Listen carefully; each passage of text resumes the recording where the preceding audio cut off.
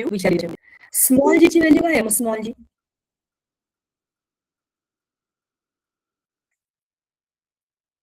ठीक आहे, आपण आपलं 9.8 मीटर काय आहे बरं इन द मॉडर्न पिरियड. हो ना, बरोबर ना, म्हणजे थोडक्यात वाचलो आपण. मला वाटलंच होतं की ते असेल त्याचं उत्तर, पण म्हटलं काय माहिती भाऊ, तुम्ही जास्त अभ्यास करता माझ्यापेक्षा, मला बरोबर माहिती असेल. मला शंका आली. बर, चला पुढचा प्रश्न. In the modern periodic table the d block elements are called as dot dot dot dot. Transition noble, transition, inner transition, काय असेल?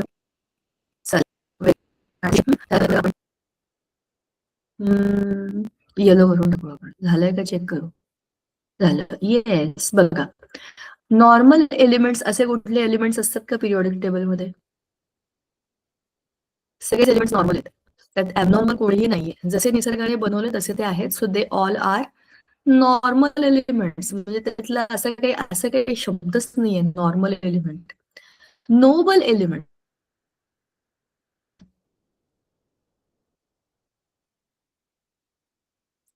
ग्रुप 18 त्याच्यामध्ये ते हेलियम, आर्गॉन, निऑन ते सगळे आहेत ना, ते नोबल एलिमेंट्स आहेत.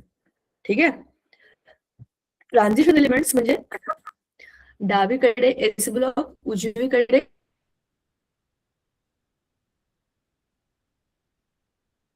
पी ब्लॉक, त्यांच्यामध्ये असलेले ट्रान्झिशन एलिमेंट्स. बरोबर, त्यांना आपण डी ब्लॉक म्हणतो. मग कोणता ब्लॉक?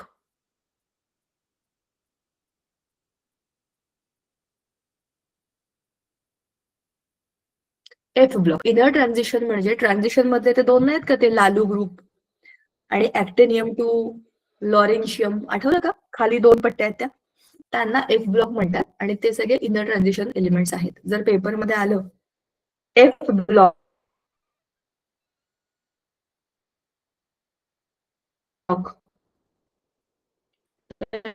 एफ ब्लॉक असतात इनर ट्रान्झिशन. ठीक आहे. पुढचा the part in chemical reaction are called as, काय म्हणतात त्याला? The substances taking part in the chemical reaction. Products असतात, कॅटलिस्ट.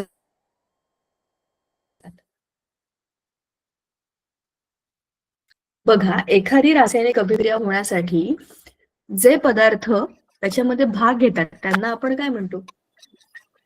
रिएक्टन्स. अभिक्रियाकारके, उत्पादिते. हा, बरोबर.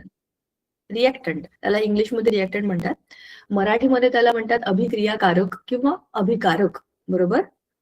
आणि प्रोडक्ट असतात, प्रोडक्ट त्यांना काय म्हणतात? उत्पादिते किंवा काय म्हणतात त्यांना? उत्पादितेच म्हणतात ना प्रोडक्ट्सना. प्रेसिपिटेट म्हणजे काय? रासायनिक अभिक्रिया झाल्यावरती खाली जे, हा बरोबर, इनसोल्युबल गोष्टी ज्या खाली जाऊन जमा होतात त्यांना आपण प्रेसिपिटेट म्हणतो. कॅटलिस्ट कोण असतात? कॅटलिस्ट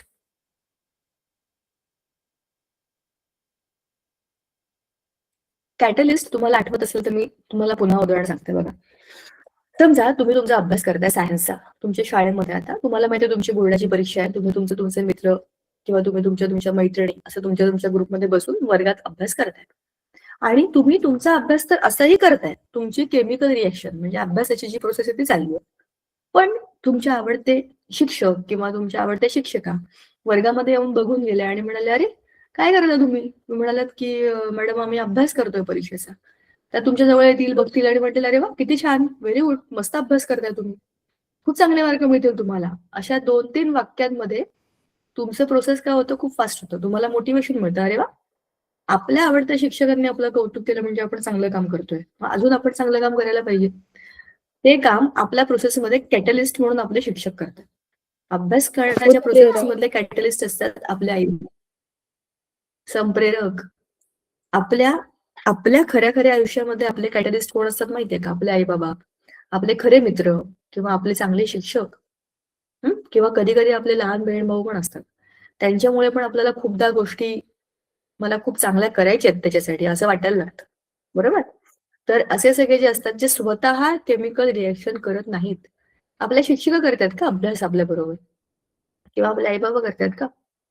पण ते नुसते आले तरी आपला अभ्यास, जसं आई नुसती आपल्या खोलीमध्ये डोकावून बघून गेली की आपण अभ्यास करतोय का नाही, तर आपण बाकी सगळ्या भंगार गोष्टी करणं बाजूला ठेवतो, पटापट पटापट अभ्यासाला बसतो.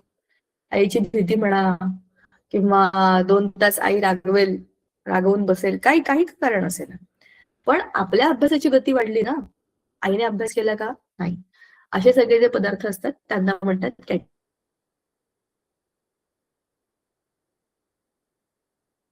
कॅटलिस्ट. आणि प्रोडक्ट आपल्याला माहिती आहे उत्पादित रिएक्शनच्या एंड. चला, question number 8 is ours. Is the hardest non natural substance. कुठला आहे बरं तो? जगातला सगळ्यात कठीण पदार्थ. डायमंड. बरोबर. डायमंड कोणाचं अपरूप आहे? Allotrope of which element? Carbon. Carbon. बरोबर. आणि कार्बनचे आणखीन अनेक अपरूप आपल्या पुस्तकात दिलेली आहेत. आता काय करतोय आपण? पेपरच्या निमित्ताने पूर्ण पुस्तक रिवाइज करतोय, बरोबर. डायमंड आहे, ग्रॅफाइट आहे, त्याच्यानंतर काय काय आहे? बकमिन्स्टर फुलेरिन आहे. हे 3 तर आपल्याला दिलेलेच आहेत. कार्बन वेगवेगळ्या रूपांमध्ये असतो. हे कोणते? क्रिस्टलाइन फॉर्म, म्हणजे स्फटिक रूपामधले कार्बन. अस्फटिकी रूपातले कार्बन कोणते कोणते असतात? कोळसा, कोक, बरोबर. त्याची ती प्रोसेस आहे. आपल्याला हे 9वीला पण झालेलं आहे आणि 9वीचा काही भाग 10वीला येतो बरं का. माहिती असावं म्हणून सांगते. हे सगळं कनेक्टेड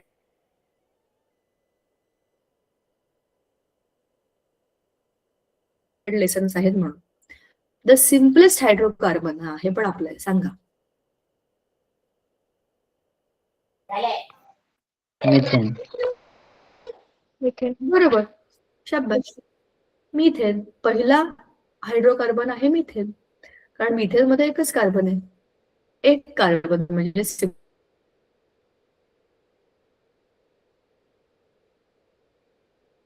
स्ट्रक्चर. अगदी बरोबर आहे. हा परत तुमचा स्पेस मिशन झालं. Yes ma'am. Very short answer question झाला ना, ठीक आहे. केपलरचा लॉ मला नाही माहिती. Value of G at the centre of earth तुम्हालाच माहिती आहे. चला, हे आपल्याला सांगता येईल. Name the German scientist who made groups of 3 elements called as triads. इकडे कुठे पेन आहे का रे? एडिट मध्ये पेन आहे का बघ. डोबेरियानर. मला लिहिलं नाही तर मला बरं नाही वाटत. शी. डोबेर नायर, करेक्ट. डोबेर नायरने काय केलं होतं की, काढता येईल का मला? नाही नाही नाही नाही, शी. ह्याच्यामध्ये कुठे पेन नाही दिसत. याच्यात डायरेक्ट हे त्याला हायलाइट करायचं, पण त्याच्यात लिहिण्याचं काही नाहीये. ते आहे का रे? चेक करूया आपण. नाही नाही नाही, कमेंट नाही करायची बाबा मला. चला जाऊ द्या, बघू आपण नंतर. ठीक आहे, ओके. सो डोबेर नायर, ठीक आहे. हा प्रश्न आपला झाला. त्यांचा मॉलिक्युलर फॉर्म्युला लिहायचा आपल्याला. माहिती आहे का तुम्हाला?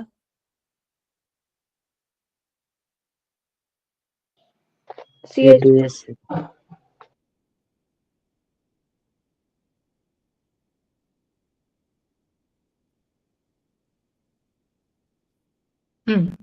C2 इथेन आहे. इथेन म्हणजे काय असेल? Alkane, alkene, alkyne. Alkane. Alkane. Alkane असेल तर C2H6, बरोबर ना. CnH2n+2 हा फॉर्म्युला आहे आपल्या अल्केनचा. सो तुम्ही जे बोललात ते एकदम बरोबर आहे. आता हा, what is melting point of tungsten? हे माहिती आहे का आपल्याला? हे इलेक्ट्रिसिटीमध्ये आहे ना. टंगस्टन वायर्स लवकर ब्रेक डाऊन होत नाही आणि त्याच्यामुळे त्यातनं लाईट पेटतात. टंगस्टन आहे त्याच्यामध्ये. टंगस्टन का येईल? धातू आणि धातू विज्ञानामध्ये टंगस्टन नाहीये बरं का. हे गुणधर्मामध्ये इलेक्ट्रिसिटीमध्ये. हा, मग सांग काय मेल्टिंग पॉइंट ऑफ टंगस्टन?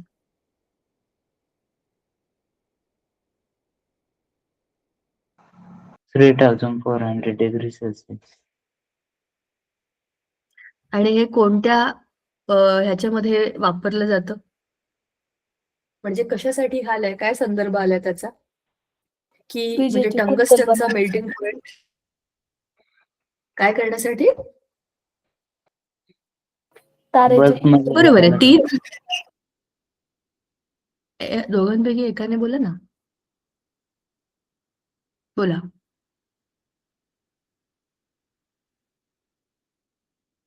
$3,422 हे उत्तर बरोबर आहे.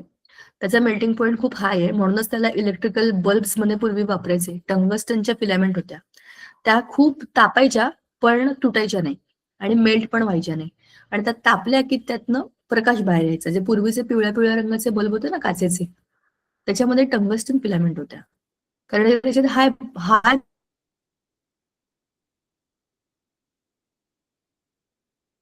मेल्टिंग म्हणजे त्याचं टेम्परेचर खूप जास्त आहे मेल्ट होण्याचं. बरोबर. आता हा फर्स्ट ओपन बुक सारखं टेस्ट सारखं घेऊया. पुस्तक समोर उघडून पण सांगू शकता. आपण क्रॉस चेक करतोय काय काय आहे डिस्कशन ते. रस्ट म्हणजे फेरस ऑक्साईड, बरोबर. मग रस्टचा केमिकल फॉर्म्युला काय असेल विचार करा.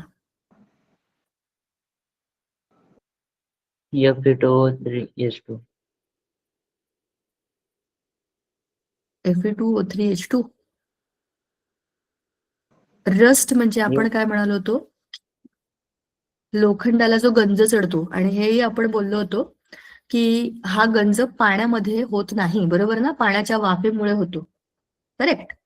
तर Fe2O3 10H2O असं दिलं ना आपल्या पुस्तकामध्ये. Fe2O3 10H2O हाच आहे ना रसचा फॉर्म्युला. चेक केला? Yes ma'am. ठीक आहे. आता होमोलोगस सिरीज म्हणजे काय सांगा. आपल्या पुस्तकात स्टेटमेंटच आहे, याची पूर्ण डेफिनेशनच आहे. What is the homologous series सांगा. पुस्तकात बघा आणि मला सांगा, कारण की this is like cross checking of what we know. Homologous series कोणत्या लेसन मध्ये आहे? Carbon compound. बरोबर. आपण कार्बनचे मिथेन, इथेन, प्रोपेन, ब्युटेन अशा टेबल बघितले होते. मग मिथिन, इथिन, प्रोपिन अशा अल्किनचा टेबल बघितला होता. तिथेच खाली अल्कोहोलचा पण टेबल आहे. म्हणजेच काय आहे की एकसारख्याच फंक्शनल ग्रुप असलेल्या एक एक एक एक कार्बन वाढत गेलेल्या अशा मॉलिक्युल्सची सिरीज येते. त्याच्यामध्ये फंक्शनल ग्रुप कॉन्स्टंट असतो. जो फंक्शनल ग्रुप आपण घेतलाय त्या फंक्शनल ग्रुप मधले सगळे मेंबर जे असतात खाली खाली जसं आपण जाऊ तसं ते एकेका युनिटने वाढत जातात, बरोबर ना. याची डेफिनेशन पुस्तकात जी दिलेली आहे ती आपण लिहूया. पण याचा अर्थ फक्त काय आहे तो आता डिस्कस केलाय, बरोबर. तुमच्या समोर पुस्तक असेल तर तुम्ही ते मला वाचून दाखवा. मी सायन्स 2चं बुक ओपन केलंय. एकदम सगळं उघडलं तर जाईल कामत नाही, सगळं बंद होऊन जाईल.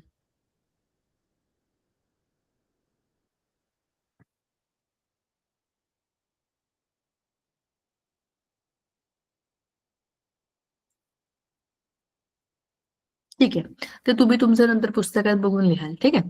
Now short answer questions. Answer any 10 out of the following questions. Right hand thumb rule तो तुम्हाला माहिती आहे. मास आणि वेट मधलं अंतर हे पण तुम्हाला माहिती आहे, बरोबर ना. मेंडेलिव्हच्या पिरियॉडिक टेबलचे मेरिट्स. मेरिट्स म्हणजे पॉझिटिव्ह मुद्दे. मेंडेलिव्हच्या आवर्त सारणीचे गुण म्हणजे त्यातनं किती चांगल्या गोष्टी झाल्या त्या कोणत्या झाल्या ते सांगा.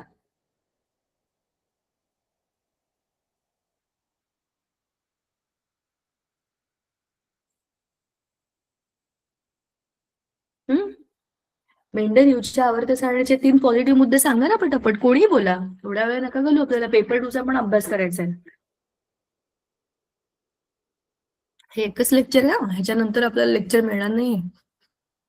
पूर्ण सायन्स 2चा पेपर करायचा आहे आपल्याला. चला, तुम्हाला आठवत असेल नसेल मला माहित नाही, पटपट रिवाइज करूया आपण. मेंडेलिव्हने त्याच्या आवर्त सारणीमध्ये काही काही मूलद्रव्यांचे वस्तुमानांक म्हणजे मॅम तुम्ही अणुवस्तुमानांक प्रश्न काय हे विचारला? डिक्लेअर करून दिले. मी आज विचारला मेंडेलिव्हच्या पिरियॉडिक टेबलच्या पॉझिटिव्ह गोष्टी मेरिट्स काय आहेत. त्याने अणुवस्तुमानांक जे चुकले होते ते बरोबर करून टाकले. बरोबर. बेरिलियम बोरॉन कार्बन ना, म्हणजे आधी बेरिलियम मग बोरॉन असं आहे आत्ताच्या आवर्त सारणीमध्ये. आधी बोरॉन आधी होता मग बेरिलियम होता, म्हणजे अणुवस्तुमानांक आधी चुकीचा टाकला होता, ते त्याने बरोबर केलं. सगळ्यात पहिली गोष्ट. दुसरी महत्वाची गोष्ट, त्याच्या आवर्त सारणीमध्ये एका गटामध्ये म्हणजे एका वर्टिकल ग्रुपमध्ये बरोबर सगळ्या एकाच प्रकारचे मूलद्रव्य आली होती. धातू धातू धातू सगळे एका हायड्रोजन एका रांगेत, सगळे अधातू एका रांगेत. बरोबर. म्हणजे पूर्वीच्या आधीच्या 2 प्रयत्नांमध्ये कसं कशातही काही गेलं होतं की नाही, तसं याच्यामध्ये नव्हतं. सगळं सिस्टमॅटिक होतं. तिसरा महत्वाचा मुद्दा, मेंडेलिव्हच्या आवर्त सारणीच्या खूप नंतर नोबेल गॅसेसचा शोध लागला. म्हणजे त्याला काय म्हणतात मराठीमध्ये, नोबेल गॅसेस, इनर्ट गॅसेस ना, राजवायू. त्यांचा शोध लागला. हा, राजवायू 18व्या ग्रुपचा शोध लागला. पण 18वा ग्रुप त्याने त्याच्या आवर्त सारणीच्या बाहेर जोडला आणि आतल्या पूर्णच्या पूर्ण पिरियोडिक टेबलमध्ये कुठलीच गोष्ट बदलावी लागली नाही. ही एक खूप कमालीची गोष्ट होती.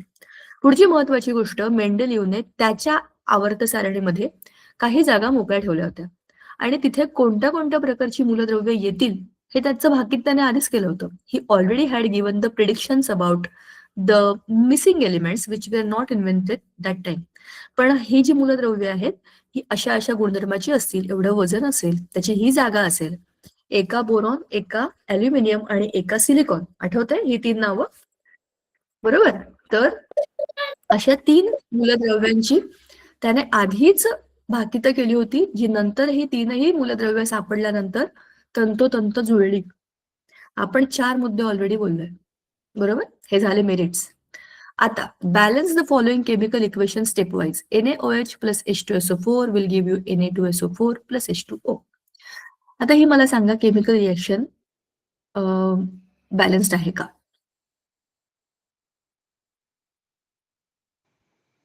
नाही. Unbalanced. मी पेंट ओपन करते, तिकडे ती लिहिते, म्हणजे माझं हे काम सोपं होईल. थांबा. अरे यार, ते काय आहे ना, मी जोपर्यंत ते लिहित नाहीये ना, मलाच असं अर्ध अर्ध वाटतं. आता वरच्या सगळ्या याच्यामध्ये काही लिहायची गरज नव्हती. आता तर आपल्याला हे करावं लागेल. So I am taking it, I am copying from there and writing it here so that I can write with you. वरचे सगळे मुद्दे तर ओरल झाले ना, त्याच्यामध्ये काही प्रॉब्लेम नव्हता. Here we need to solve that, जो तो यहाँ पे कर लेते हैं. मॅम याच्यात फक्त ना लास्टला जो H2O आहे ना, त्याला 2H2O असं करावं लागेल. एक्सक्यूज मी, 2H2O करावं लागेल, त्याच्यामुळे 4 हायड्रोजन होतील. थांब मी लिहिते NaOH प्लस H2SO4. ते लिहिलं पण जात नाहीये. श्री स्वामी समर्थ. मुलांनो, उन्हाळा येताना ना खूप त्रास होतो, आल्यानंतर आनंद होतो. NaOH प्लस H2SO4 अशी आहे ना. Yes, NaOH ma'am. Plus H2SO4 will give you Na2SO4 H2O.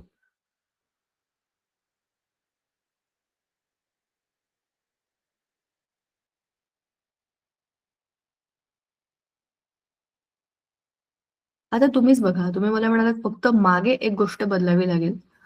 Let us C बरोबर येईल का. मला नाही वाटत आहे. आपल्या केमिकल रिएक्शन चेक करण्याच्या पद्धतीमध्ये आपण काय बघितलं होतं, जेवढे लोक डावीकडे तेवढेच्या तेवढे सगळे उजवीकडे यायला पाहिजे.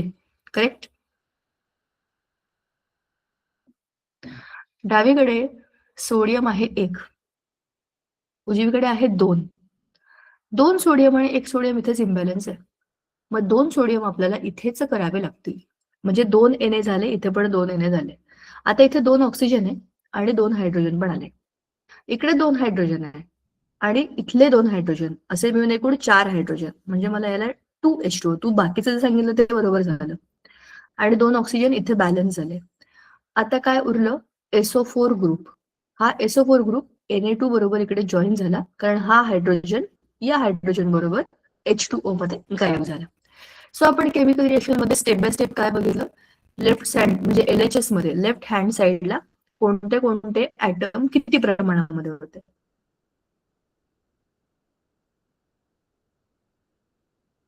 मग इथे Na 1 2 टेबल दिलं पुस्तकामध्ये. ह्याच्यामध्ये Na 1 आहे, इकडे RHS मध्ये 2 आहेत. इथे RHS बरं का, LHS RHS. तुम्ही टेबल नीट लिहा, मला इथे लिहायला थोडं सोपं नाही जाते. ऑक्सिजन इकडे किती, इकडे किती, हे चेक करायचं. हायड्रोजन इकडे किती, इकडे किती, सल्फर इकडे किती, इकडे किती. अशाच प्रत्येक म्हणजे ॲटम्सना तुम्ही मोजल्यावरती 1 चे 2 झाले, म्हणजे तुम्हाला इथे 2 ने मल्टिप्लाय करावं लागलं. ऑक्सिजन इकडे बदलले, इकडे बदलले, म्हणजे तुम्हाला एकूण किती करावं लागलं. अशा पद्धतीने तुम्हाला ते मांडावं लागेल. केमिकल रिएक्शन बॅलन्स करणं एका सेकंदाचं काम आहे. आपण बोलता बोलता करून पण टाकली. पण हा प्रश्न बघा किती मार्काचा आहे. दिस क्वेश्चन कॅरीज 3 मार्क्स. तर 3 मार्काला तुम्ही नुसतीच केमिकल रिएक्शन बॅलन्स करून ठेवली तर तुम्हाला त्या खालच्या स्टेप बाय स्टेप लिहिण्याचे, स्टेप वाईज लिहिण्याचे मार्क मिळणार नाही. म्हणून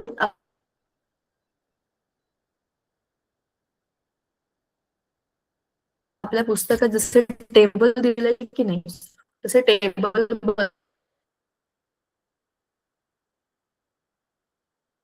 बनवायचं आणि मोजून लिहायचं. आधी आपली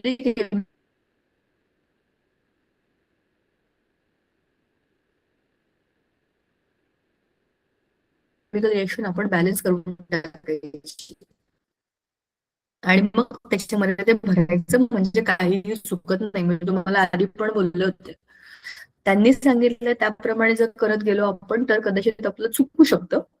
कारण काय त्याच्यामध्ये स्टेप प्रमाणे डावीकडचं उजवीकडचं, डावीकडचं उजवीकडचं असं करत आपण खेळत जातो.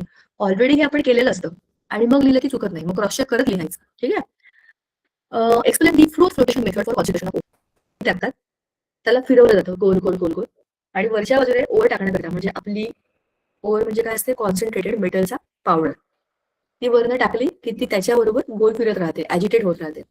आता वरती फेस फेस फेस तयार व्हायला लागतो आणि त्या फेसाबरोबर आपला सगळा मेटल वरच्या बाजूला काढला जातो. फेस हलका असतो, तो वरच्या बाजूला जातो, त्याच्यामध्ये सगळा मेटल जॉईन होतो, म्हणजे ऍड होतो आणि खाली सगळा मातीजन्य जो गाळ आहे तो काय असतो, तो सगळा खाली खाली खाली खाली येतो आणि त्याच्यातनं खालच्या बाजूला एक आउटलेट असते. त्या आउटलेट मधनं आपण त्याला बाहेर काढून टाकू शकतो.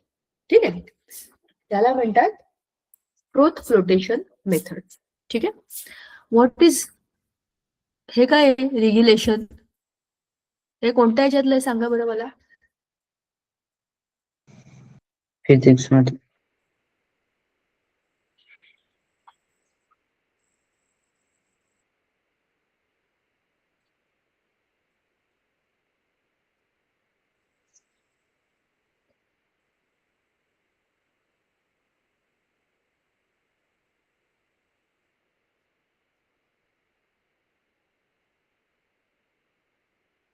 काही लक्षात नाहीये ते.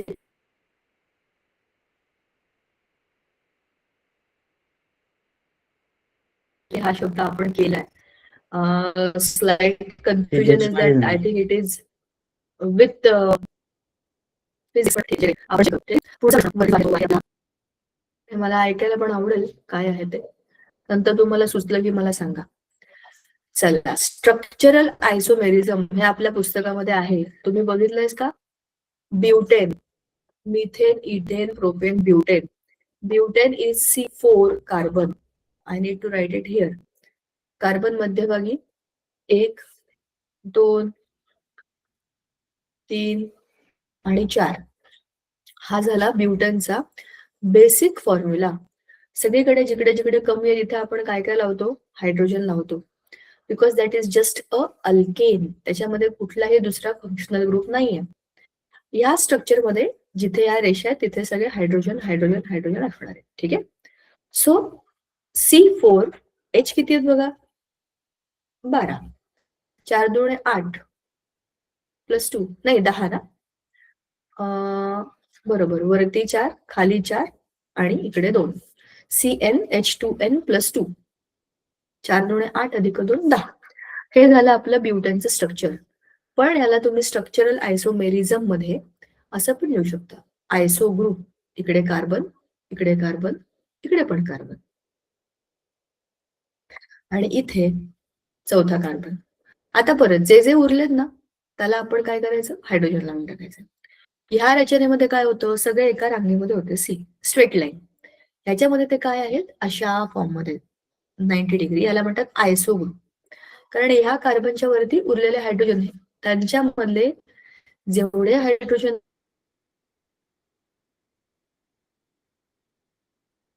आहेत आणि जेवढे कार्बन आहेत त्याची संख्या फिक्स राहते, ती बदलत नाही, फक्त रचना बदलते, म्हणजे स्ट्रक्चर बदलतं. अशा पद्धतीने जे आयसोमेरिझम म्हणजे आयसोमर या शब्दाचाच अर्थ आहे की रचनेमध्ये असलेला डिफरन्स. ठीक आहे, आपण आता ते ब्युटेनचं बघितलं. हा, why are the d block elements in the periodic table called as transition element? सांगा आता मला, लवकर लवकर सांगा. डी ब्लॉकच्या मूलद्रव्यांना आपण ट्रान्झिशन एलिमेंट्स असे का म्हणतो?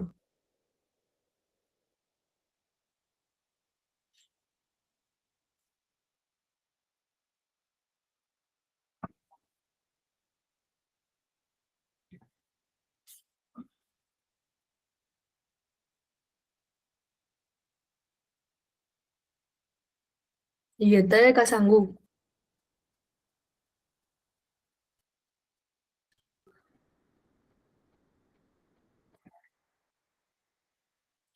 दोन मिनिट मॅम. आहात ना का झोपलात?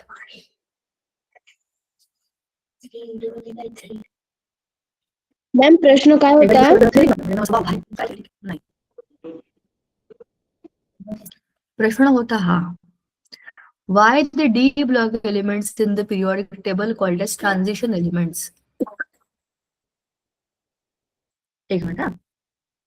Oh no, it is very slow. हा, सांगा, transition ma'am elements D D ब्लॉकला ब्लॉकचे जे ट्रान्झिशन एलिमेंट्स का असतात म्हणतात? ना, डी ब्लॉकचे जे एलिमेंट्स असतात ना ते ट्रान्सलेशन करतात, म्हणजे एस ब्लॉकचे मेटल असतात आणि पी ब्लॉकचे नॉन मेटल असतात. तर हे जे डी ब्लॉकचे असतात ते हाय रिएक्टिव्ह असतात आणि ते ट्रान्सलेशन होतात, म्हणून त्यांना ट्रान्सिशन एलिमेंट असे म्हणतात. बरं, बाकी सगळं बरोबर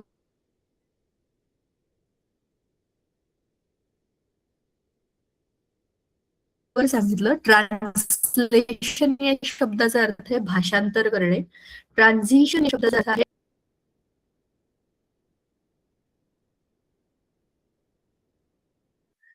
बदल करणे, हळूहळू बदल करणे, हळू त्याला बदल. तू बघ, इकडे आपला एस ब्लॉक, अरे एक क्या हो गया. इकडे सगळं आपला एस ब्लॉक आहे. एस ब्लॉक मध्ये दोन ग्रुप आहेत, 1 आणि 2, बरोबर. इथे मध्ये ट्रान्झिशन एलिमेंट्स आहेत, हे सगळे डी आहेत आणि हे 10 आहेत. इकडे पी आहेत, बरोबर. हे 3 पासून सुरू होतात आणि 18 पर्यंत येतात. ठीक आहे, आता तिने जे सांगितलं ते अगदी बरोबर आहे. आणि याच्या पुढे गेलं तर 18व्या ग्रुपमध्ये सगळेचे सगळे नोबल एलिमेंट्स आहेत, म्हणजे व्हेरी रिएक्टिव्ह मेटल्स पासून इथे पण काही मेटल्स आहेत आणि मध्ये काही मेटल आहेत आणि मग नॉन मेटल्स आहेत, असा प्रवास लेफ्ट टू राईट आपल्या पिरियोडिक टेबल मध्ये होतो. म्हणजे ट्रान्झिशन एलिमेंट्स काय करतात, हे सगळेच्या सगळे मेटल फ्री इलेक्ट्रॉन जास्त अशा वेगळ्या प्रकारचे केमिकल रिएक्शन्स होऊ शकतात. ह्याच्या पुढे असलेले जे काही सगळे मेटल्स, मेटलॉइड्स आणि नॉन मेटल्स आहेत ते हळू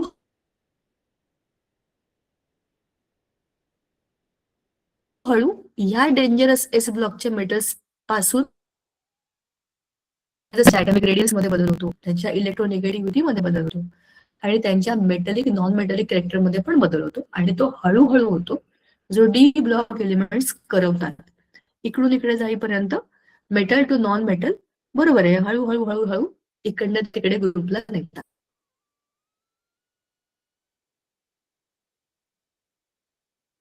म्हणून त्यांना आपण म्हणतो ट्रान्झिशन एलिमेंट्स. करेक्ट.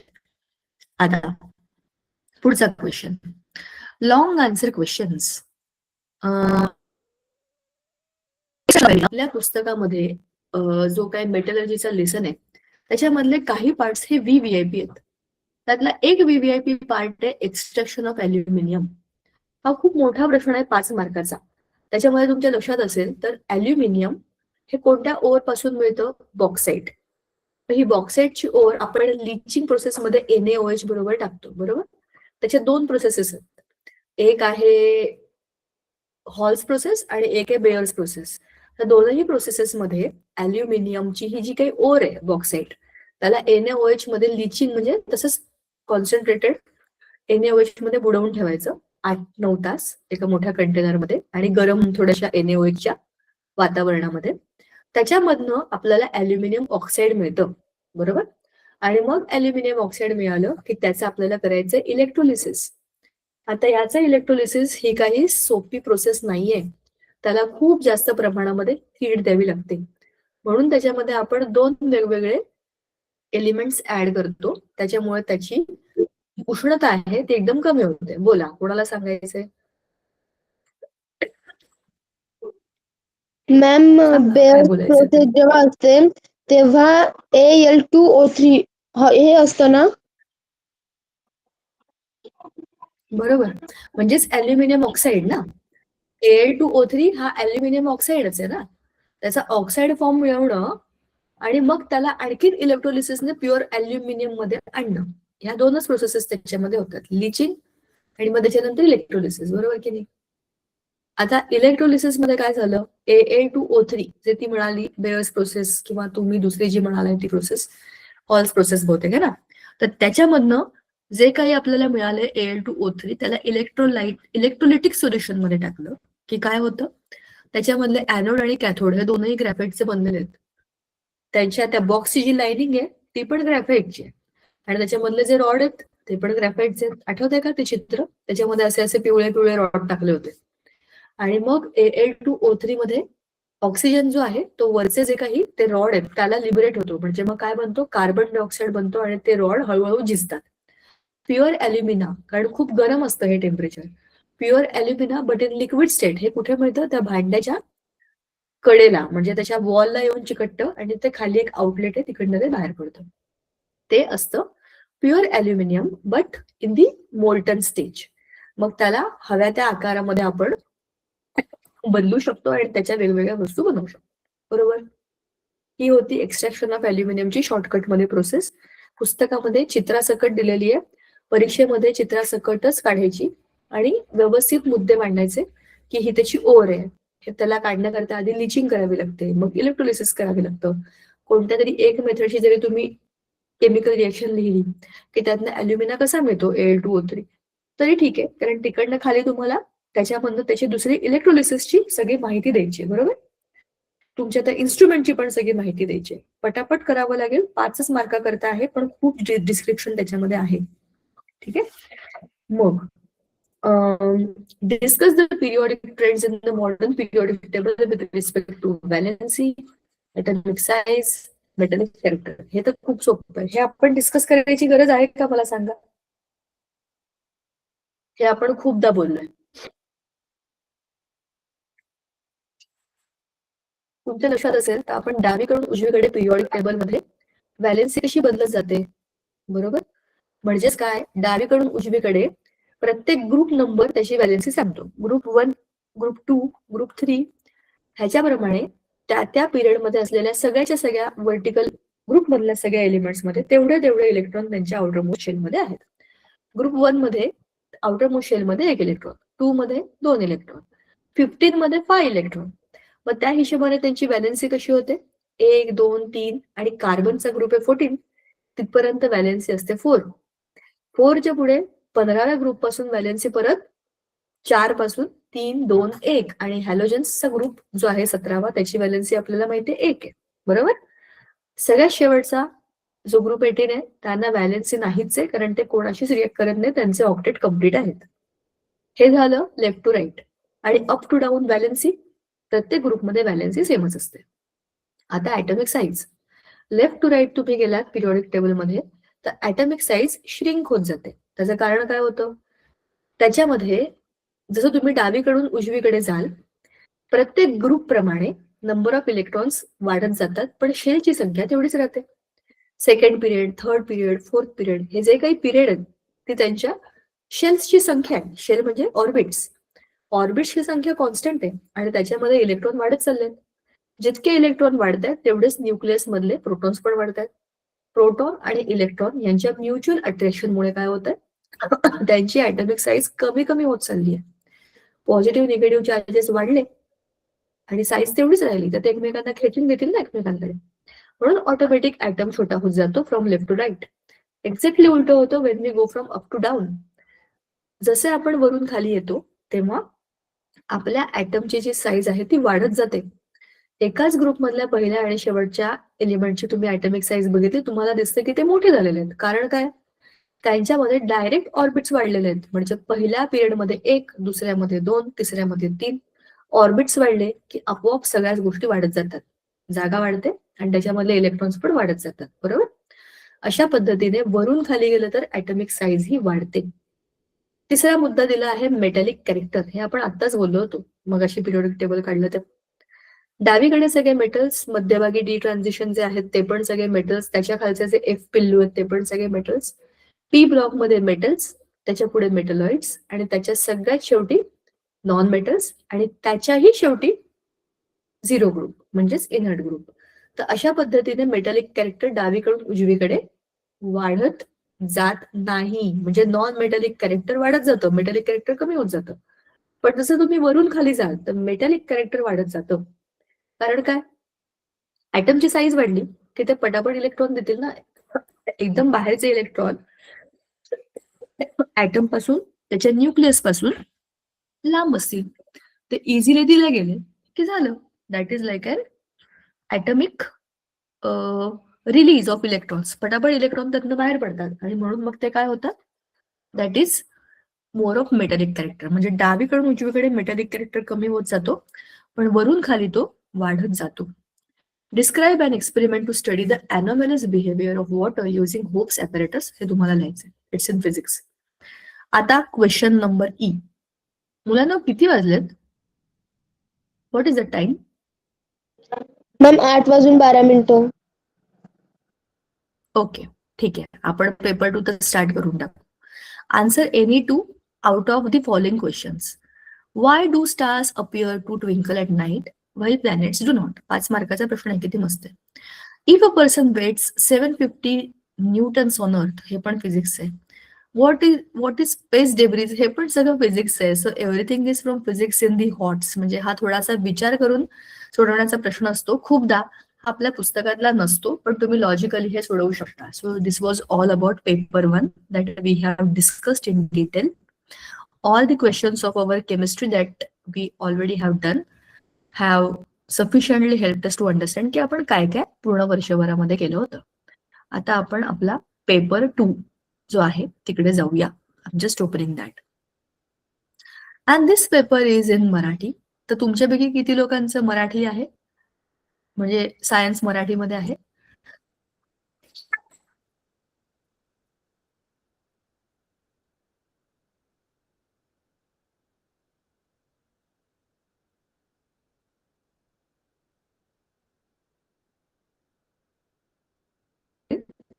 थँक्यू. काही काही शब्दांचे अर्थ तुम्हाला आम्हाला सांगायचे कारण की हे पेपर आणि खूप काही ठीक आहे. And that you have to tell what it is. बघा you can take the break 10 minutes. Slow. ठीक आहे. आता बघा आपल्याला ह्याच्यामध्ये काय काय दिलं आहे ते बघूया आपण. विज्ञान भाग 2 चा पेपर दिसतंय तुम्हाला तुमच्या स्क्रीनवरती. आता मी इथे जो उघडलाय तो पेपर आहे ऑलरेडी. ठीक आहे. एक मिनिट मी जरा त्याला एक एक करून मुद्दा त्याचा पण बघते. तोपर्यंत तुम्ही पहिल्या प्रश्नाचं उत्तर द्या. DNA वरील जनुकांच्या साखळीच्या नुसार mRNA तयार होण्याच्या प्रक्रियेला काय म्हणतात?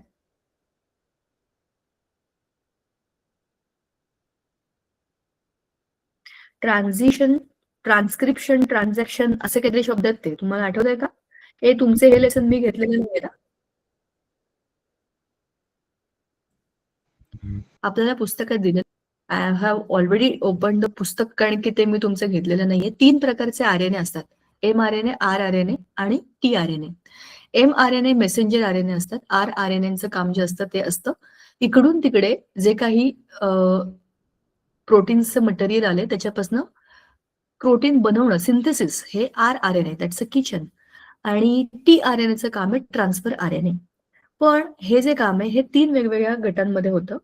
त्याच्यामधला पहिला जो आहे, इकडून तिकडे मेसेज देणे, त्याला आपण काय म्हणतो मराठीमध्ये? एक मिनिट आपण शोधून काढू त्या शब्दाला.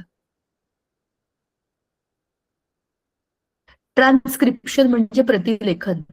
आपल्या डीएनए वरती मला ह्या सगळ्याचा अर्थ माहितीये, फक्त मला शब्द माहिती नव्हते, सो ते आपण बघूया. बघा, इंग्लिशमध्ये त्याला ट्रान्सक्रिप्शन म्हणतात. स्क्रिप्ट इकडून तिकडे कॉपी पेस्ट करणं. जसं डीएनए वरती एक काहीतरी सिक्वेन्स दिलेला आहे. समजा आपण असं लिहूया, हा सिक्वेन्स दिलेला आहे तिकडे ए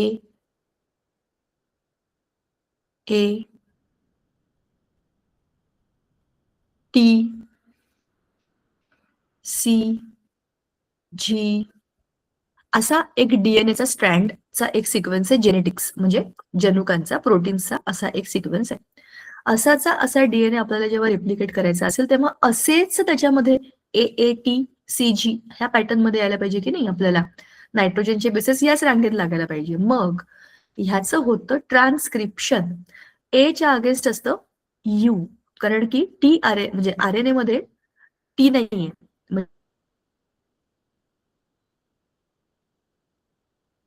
म्हणजे ATGC हा जो बॉन्ड असतो की नाही, त्याच्यामध्ये टीच्या ऐवजी RNA मध्ये येतो यू. ठीक आहे. तर आपल्या मेन डीएनए मध्ये जो काही सिक्वेन्स आहे त्याला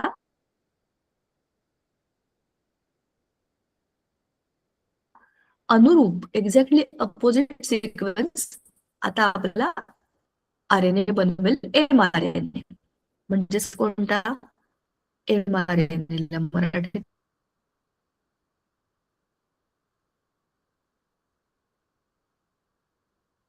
काय म्हणतात? mRNA. हा, टीच्या अगेन्स्ट A, जीच्या अगेन्स्ट C आणि Cच्या अगेन्स्ट G. ठीक आहे. प्रतिलेखन. बरोबर. ट्रान्सलेशन आणि मग आहे ट्रान्सलोकेशन. बरोबर. भाषांतरण आणि स्थानांतरण. तुम्हाला मी तुमचा हा पाठ घेतलेला नाहीये, पण चला मी तुम्हाला एक त्याचं छोटंसं उदाहरण सांगते. बघा, समजा आम्ही हॉटेलमध्ये गेले. दिस इज द हॉटेल. मला खूप बोर होतंय आणि मला काही खायचं नाहीये जास्त, पण मला काहीतरी रिफ्रेशिंग छोटंसं काहीतरी प्यायचंय. तर मी विचार केला की मला मंचाव सूप प्यायचंय. मी तो हॉटेलमध्ये, तर तिथे हॉटेलमध्ये ते येतात बघा काका, त्यांच्याकडे वही पेन असतं किंवा मोबाईल असतं आणि त्याच्यामध्ये ते आपल्याला विचारतात तुमची ऑर्डर काय. ते असतात mRNA, मेसेंजर RNA. ते माझ्याकडे आले, मी त्यांना सांगितलं मंचाव सूप. मी ऑर्डर केली, मला पाहिजे मंचाव सूप. त्यांनी हा मेसेज घेतला आणि ते कुठे गेले? किचनमध्ये गेले. बरोबर. किचन हे आपल्या सेल सारखं आहे. आपला सेल म्हणजे पेशी.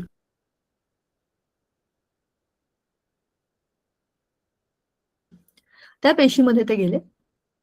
म्हणजे ही पण सगळं पेशीमध्ये चाललंय, हे सगळं हॉटेलमधलं चाललंय. हॉटेल स्वतःच एक पेशी असं समजा. ठीक आहे. पण आता ते कुठे जाणार? न्यूक्लियस. आता हा मेसेज घेऊन ते गेले त्या डीएनए. डीएनएला माहितीये की मंचाव सूप बनवण्याकरता काय काय गोष्टी लागतात, किती किती लागतात, कशा लागतात. बरोबर. तिथला मेसेज घेतला आणि परत सायटोप्लाझम म्हणजे आजूबाजूला असलेल्या किचन मधल्या साहित्याच्या लोकांकडे गेले. तिकडे आहे tRNA. tRNAचं काम काय आहे? ट्रान्सफर करणं. इतक्या प्रमाणात भाज्या, इतक्या प्रमाणात पाणी, इतक्या प्रमाणात सॉसेस हे पाहिजे. आणि हे ते कोणाला देतात? तिथे जे शेफ असतात. शेफ म्हणजे कोण? स्वयंपाक करणारे, ऍक्च्युअली किचन मध्ये काम करणारे शेफ. ते असतात rRNA, रायबोझोमल RNA. rRNAचं काम असतं सिंथेसिस करणं, प्रोटीन बनवणं. आता प्रोटीन बनवणं ही सोपी प्रोसेस नाहीये, त्याच्याकरता खूप मटेरियल लागतं. ते आणून देण्याचं काम tRNA करतं. बरोबर. ट्रान्सलोकेशन, स्थानांतरण. काय हवंय हे सांगण्याचं काम मेसेंजर RNAचं आहे. त्यांनी माझ्याकडनं ऑर्डर घेतली, आत नेऊन दिली. तिकडनं जे काही सांगितलं त्याप्रमाणे त्यांनी तयारी केली आणि त्यांचं काम त्यांनी पूर्ण केलं. हे मुलांनो 8:20 झालेत.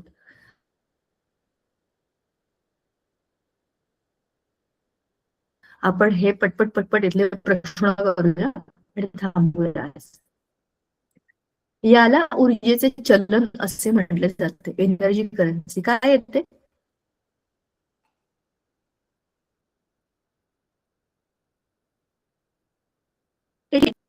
बंद करतो. हायड्रा तुम्हाला माहिती आहे, असे असे लंबे लंबे त्याच्या दांड्या असतात चिटकलेल्या.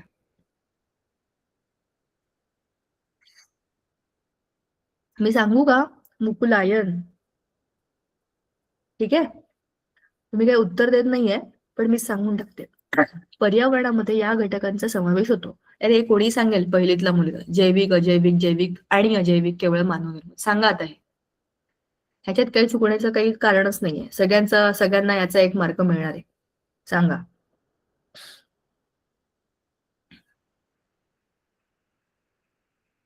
जैविक आणि अजैविक. बरोबर. सौर Yes, घटकापासून ma'am. मिळणारी विद्युत शक्ती ही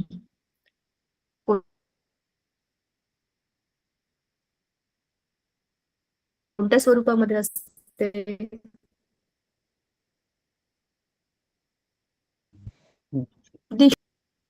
आम्ही घेतला त्यातलं काहीतरी आलेलं आहे. प्राण्यांमधील सर्वात मोठा संघ तुम्हाला माहिती आहे हा कोणता आहे? इंग्लिशमध्ये त्याला ऑर्थ्रोपोडा म्हणतात, मराठीमध्ये त्याला संधिपाद म्हणतात, जॉईंटेड अपेंडेजेस. बरोबर. आता हे जीवाणू दुधातील लॅक्टोज शर्करेचे रूपांतर लॅक्टिक आम्लात करतात. लॅक्टोबॅसिलस आपण बोललो होतो. भारतातील हरित क्रांतीचे जनक कोण आहे बरं ते? Doctor M.S. स्वामीनाथन. करेक्ट, शाबाश. मग माहिती तंत्रज्ञान कायदा IT ऍक्ट किती साली लागू झाला? 2000 साली. 2000 साली. बरोबर. बरोबर. आपत्तीच्या काळात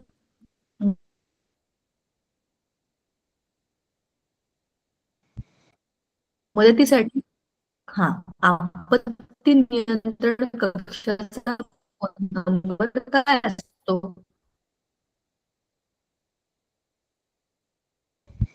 108.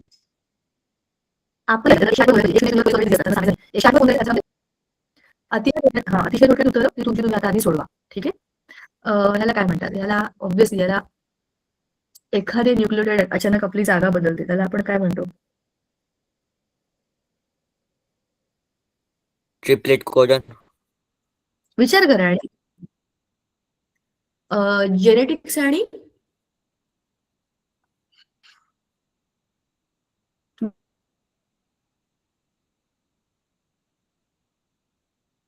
व्हेरिएशन. ते व्हेरिएशन पेशी आवृत्त बीजी वनस्पतीमध्ये 2 पुयंबक भाग घेतात, त्या प्रक्रियेला काय म्हणतात? सेक्शुअल रिप्रोडक्शन आहे ना ते? अँड्रोसेमी and गायनोसेमी. बरोबर. जगातील पहिल्या क्लोनिंग केलेल्या मेंढीचं नाव काय होतं? डॉली. देवराई म्हणजे काय?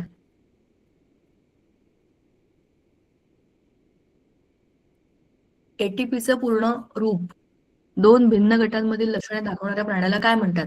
त्याला आपण ट्रान्झिशन किंवा कनेक्टिंग लिंक असं म्हणतो. बरोबर. जोडणारे प्राणी.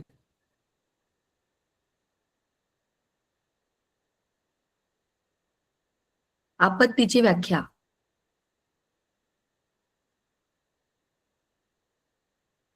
ती तुम्हालाच माहिती आहे. स्त्री प्रजनन संस्थेतील अंडाशयातून स्रवले जाणारे कोणतेही एक संप्रेरक सांगा. Oestrogen, progesterone. जेलीफिश कोणत्या संघातील प्राणी आहे? सांगा. विचार करा आणि ह्या सगळ्या प्रश्नांची उत्तरं लिहा. असंही पुढचं दुसरं लेक्चर आपल्याला आहे. आज आपण थांबूया इथे. हा पेपर आपला पूर्ण नाही झालाय, पण तो तुम्ही आरामात सोडवा आणि त्यात जर काही शंका असतील तर मग तुम्ही ग्रुपवर नक्की विचारा. ठीक आहे. थांबूया आपण आज इथे.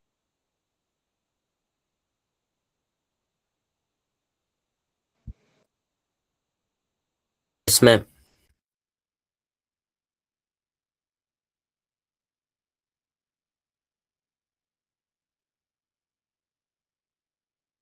Good night, ma'am.